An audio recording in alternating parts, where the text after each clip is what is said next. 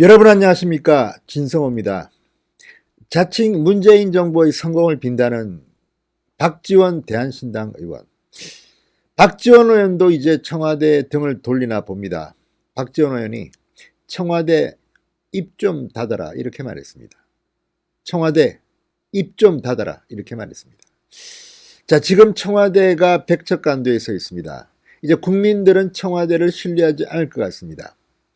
자신들은 검찰이 언론의 수사 과정 상황을 공표도 못하게 틀어 막아놓고, 독재자인가요? 그래놓고 자신들은 반론권을 막 행사하고 있습니다. 그런데 그 해명이 또 거짓말로 들통이 나고, 또 거짓말에 대해서 청와대는 거짓말하지 않는다고 했다가 또 언론으로부터 비웃음을 사고, 악순환의 고리에 청와대는 지금 물려 있습니다. 이래서인지 박지원조차도, 문재인 대통령의 성공을 빈다는 박지원조차도 청와대 보고 입을 닫아라고 했습니다. 더 험한 말 나올까 걱정됩니다. 그런데 재밌는 것은 이런 박지원 의원의 발언에 대해서 네티즌들은 한마디 했습니다. 박지원 당신도 입 닫아라. 아무튼 세상 돌아가는 모양이 좋습니다. 한때는 조국을 그렇게 옹호하더니 이제는 분위기 파악을 한 것일까요? 박지원 의원이 청와대 보고 입 닫아라고 합니다. 자, SNS나 네티즌들의 반응은 차갑습니다. 박지원 의원 보고. 자, 조국 좀 옹호해서 국무총리 한번 꿈꿨는데 이제 팽당한 거 아니냐 이렇게 비판하는 사람도 있습니다. 물론 박지원 의원이 국무총리를 꿈꿨는지는 아무도 모릅니다. 그 마음속에 들어가 보지 않았습니다. 그렇지만 이렇게 보는 국민들도 있다는 것을 박지원 의원은 명심해야 할 것입니다. 진성호의 융단 폭격 시작합니다.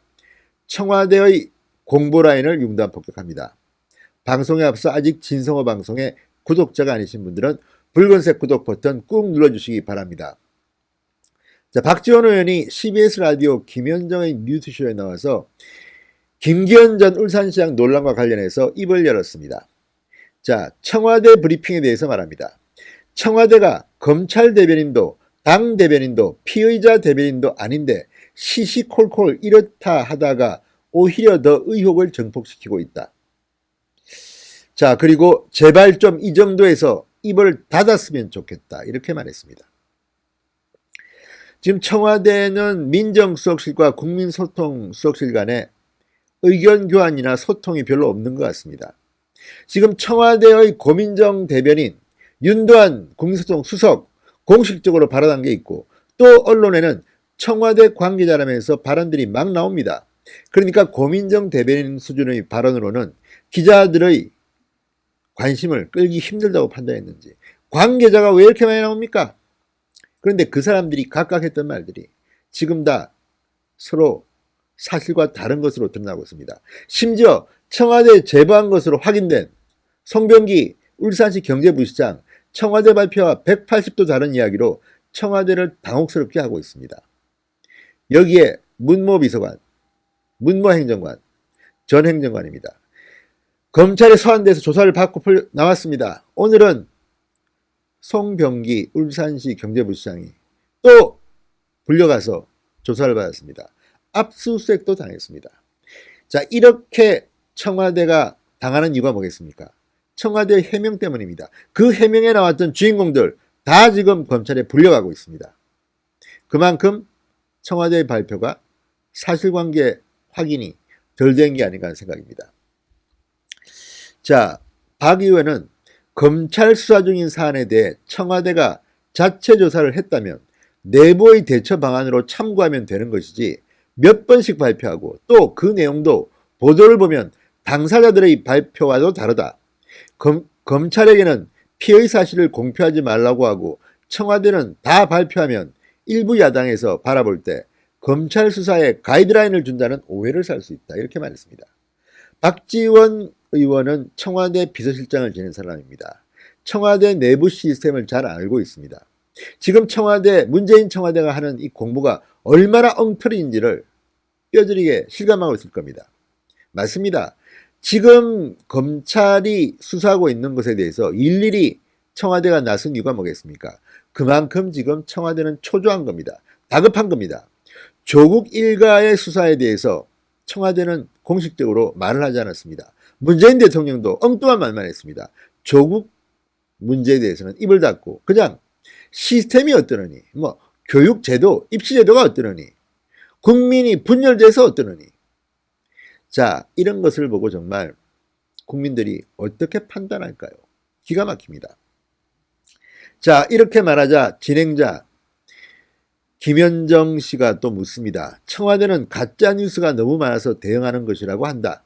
그러자 박지원 의원은 가짜뉴스는 수사로 밝혀야지 청와대가 발표한다고 믿느냐. 심지어 진보 언론까지도 청와대의 그러한 시시콜콜 발표에 대해서 지적하고 있다. 이렇게 말했습니다. 한겨레 신문 같은 비교적 문재인 정권의 우호적인 언론조차도 지금 청와대의 이 공보 시스템을 비판하고 있습니다. 내부에 심각한 문제가 있다는 듯이 비판하고 있습니다. 누가 봐도 그렇습니다. 박지원이 볼 때도 그렇습니다. 자, 박지원 의원은 이렇게 말합니다. 저는 지금까지 문재인 정부의 성공을 위해서 협조해왔다. 진보 정권의 재창출을 위해서 우리가 함께해야 한다는 생각이다. 이렇게 청와대가 서툴러 가지고 오히려 타는 불에 기름을 끼얹고 있지 않나고 생각한다고 비판했습니다. 자, 김기현 전 울산시장 비위 첩보 관련해서는 지금 서로 말이 다 다릅니다. 이 청와대가 발표했던 고민정 대변인이 말했던 그 제보자 송병기 울산시 부시장이라는 게 금방 들통이 났습니다. 그런데 당시에 뭐 정당에 적이 없다는 둥 엉뚱하게 이야기했는데 알고 보니까 바로 송철호 울산시장 캠프에서 일하던 최측근이었습니다. 그 제보를 받았다고요?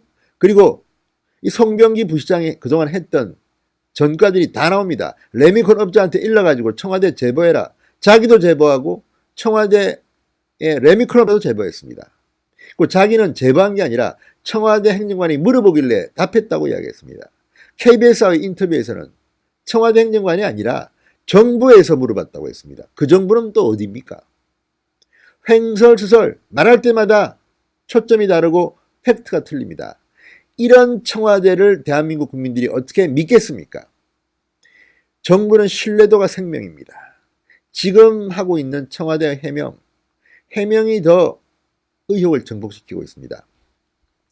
자유한국당은 선거개입 의혹과 관련해서 송병기 부시장 제보자로 확인된 송철호 울산시장, 당시 청와대 조국 민정수석, 백원우 전 민정비서관, 박형철 반부패 비서관, 이광철 현 민정비서관 등 6명을 검찰에 고발했습니다. 자, 이제 검찰이 훨씬 수사하기가 쉬워졌습니다. 한국당의 고발도 있고 청와대가 해명할 때 했던 그 팩트들이 있습니다. 윤석열은 굉장히 발빠르게 움직이고 있습니다. 고민정 대변인이 문모 행정관 이야기를 하자마자 불러버렸습니다. 기자회견을 하자마자 송병기 울산시 부시장 불러버렸습니다. 압수수색도 했습니다. 지금 일이 묘하게 굴러가고 있습니다. 박지원 의원 말처럼 청와대는 입이나 닫든지 그러면 기본은 할 겁니다. 지금 얼마나 청와대가 다급한지를 알아볼 수 있는 대목입니다. 특히 청와대는 윤석열 검찰이 압수수색을 한 데 대해서 굉장히 격앙되어 있는 분위기라고 합니다. 어떻게 이럴 수가 있느냐? 아니, 왜 없습니까? 이제 청와대에 대한 압수수색은 더 있을 것으로 보입니다. 과거에 조국인가요?